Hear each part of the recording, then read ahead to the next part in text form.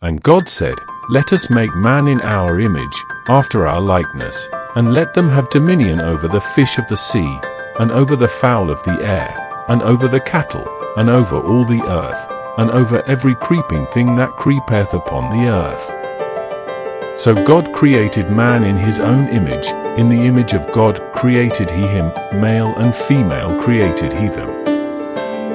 And the Lord God formed man of the dust of the ground, and breathed into his nostrils the breath of life, and man became a living soul.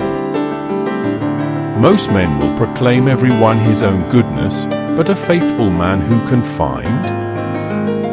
Watch ye, stand fast in the faith, quit you like men, be strong.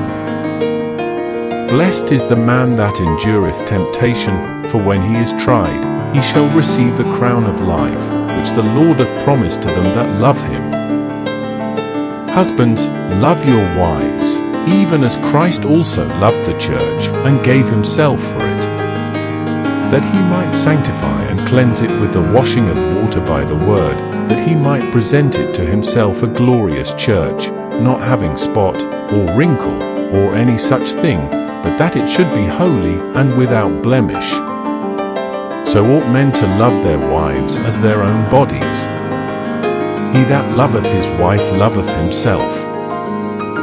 Lo, this only have I found, that God hath made man upright, but they have sought out many inventions. I made a covenant with mine eyes, why then should I think upon a maid?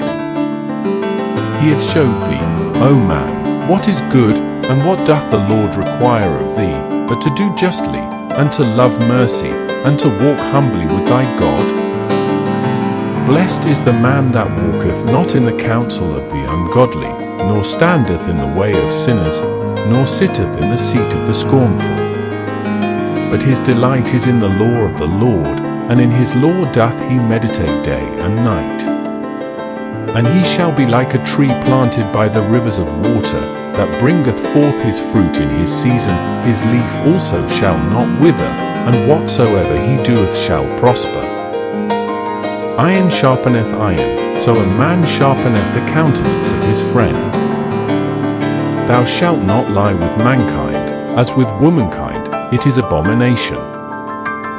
Therefore, my beloved brethren, be ye steadfast, unmovable, always abounding in the work of the Lord, forasmuch as ye know that your labor is not in vain in the Lord.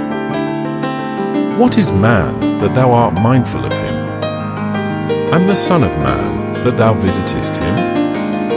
For thou hast made him a little lower than the angels, and hast crowned him with glory and honor. Thou madest him to have dominion over the works of thy hands, thou hast put all things under his feet.